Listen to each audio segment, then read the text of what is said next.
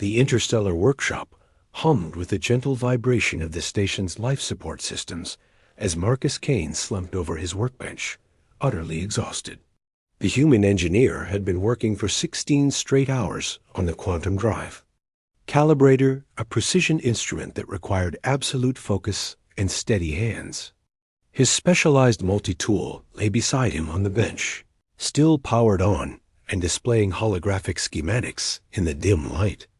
Marcus had meant to only rest his eyes for a moment, but the weight of fatigue pulled him down into sleep. The tools. Safety protocols had failed to engage, leaving it active and projecting sensitive technical data into the air above the workstation. In his exhausted state, he had not noticed. The door to the workshop slid open with a soft hiss, and Velara stepped inside. The Centaurian woman had been assigned as the station's maintenance coordinator 3 cycles ago, though the humans persisted in calling her role that of a maid, much to her private amusement.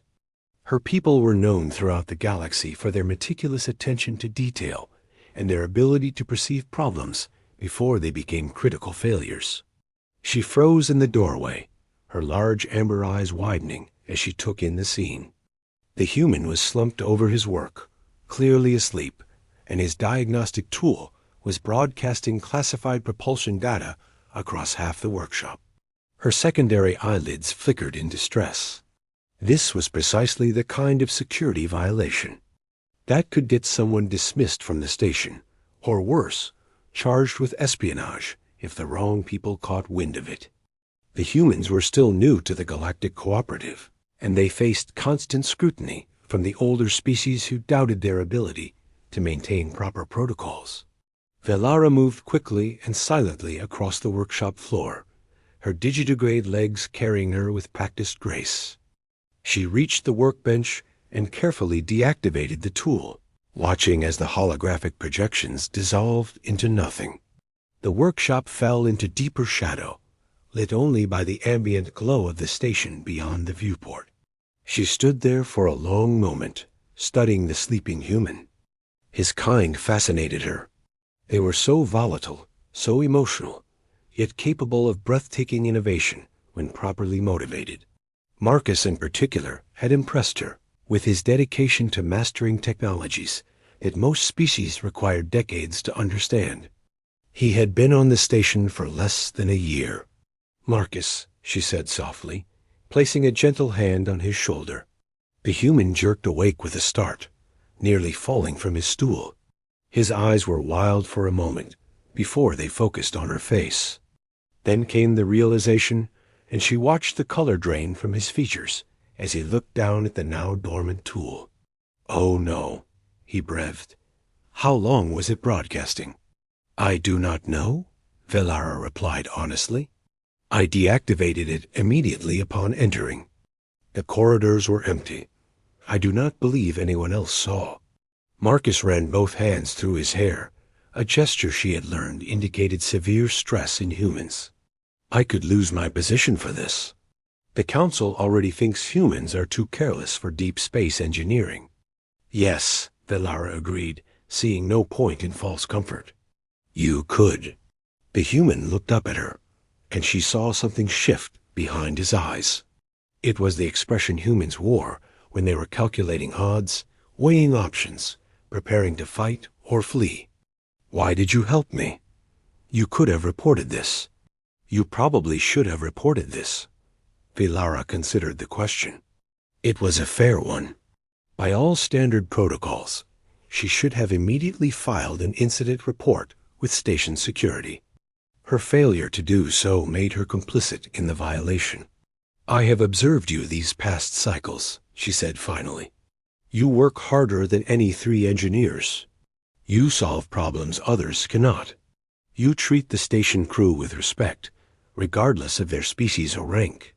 The cooperative needs humans like you, even if the Council does not yet fully appreciate this fact."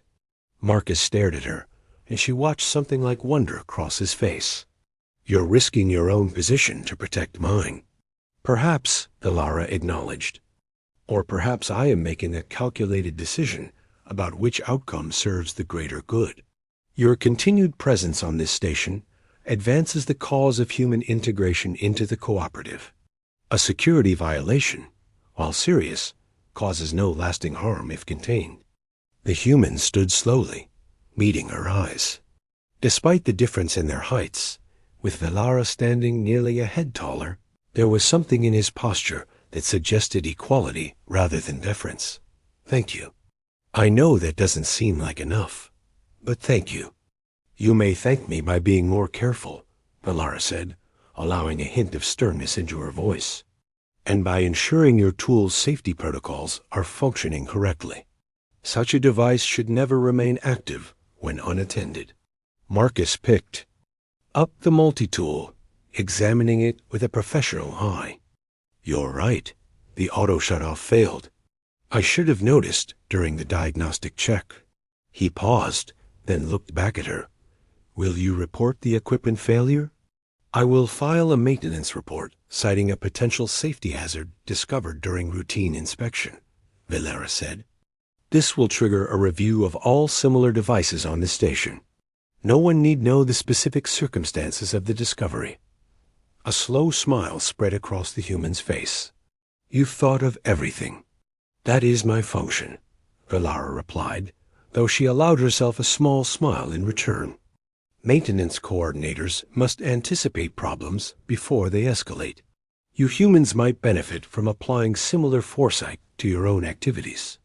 Marcus laughed, and the sound was warm in the quiet workshop. We're working on it. Evolution takes time, you know. Indeed, Velara said, though I suspect humans evolve more quickly than most species, in their own chaotic way. She moved toward the door, her task complete, but paused at the threshold. Marcus, may I offer some advice? Please. The Council watches your species closely, looking for reasons to doubt you. They remember that humans are newcomers, that your people have known spaceflight for barely a century, while others have sailed the stars for millennia. They search for evidence of carelessness, of unsuitability for the responsibilities you seek. Marcus nodded slowly. I know. Then also know this, Velara continued. Every perfect day, every flawless operation, every problem solved without incident, these things shift perception. Slowly, perhaps imperceptibly, but certainly. You need not be perfect, but you must be vigilant. The margin for error is smaller for humans than for others, unfair though that may be. That's the most honest thing anyone said to me since I arrived, Marcus said quietly. Velara inclined her head in acknowledgement. Honesty serves us both. You need to understand the reality you face, and I need you to succeed. The cooperative grows stronger with diversity of thought and approach. Your species brings perspectives we need, even if we do not always recognize this need. Why do you believe that? Marcus asked. Most of the other species seem to think we're barely civilized. Because I have studied your history, Velara replied. I have seen how your kind adapts, innovates, perseveres against improbable odds. These qualities have value. The older species have grown comfortable, perhaps too comfortable. You humans still possess the hunger to prove yourselves, to exceed expectations. This drives progress. She watched her words impact him, saw the way his shoulders straightened slightly, the renewed focus in his eyes. Get some rest, she said gently. Real rest, in your quarters, not collapsed over your workstation. The quantum calibrator will still be here tomorrow. I will, Marcus promised. And Velara? If you ever need anything at all, you just have to ask. I will remember, she said, and meant it. As the door slid shut behind her, Velara allowed herself a moment of satisfaction. The human would be more careful now, she was certain. And perhaps in time, he would become the advocate her species needed, someone who could speak to the Council about the value of including Centaurians in more advanced research roles. The cooperative was vast, ancient, and slow to change. But change it did, one small action at a time, one unlikely friendship at a time, one moment of mutual understanding at a time. Velara resumed her rounds, her scanner detecting and cataloging the minor imperfections that required attention. Behind her, the workshop lights dimmed as Marcus finally departed for his quarters, the quantum calibrator waiting patiently for morning. In the grand scope of galactic civilization, it was a small incident, barely worth noting. But sometimes, the smallest moments carried the greatest weight, shifting the trajectory of futures yet unwritten.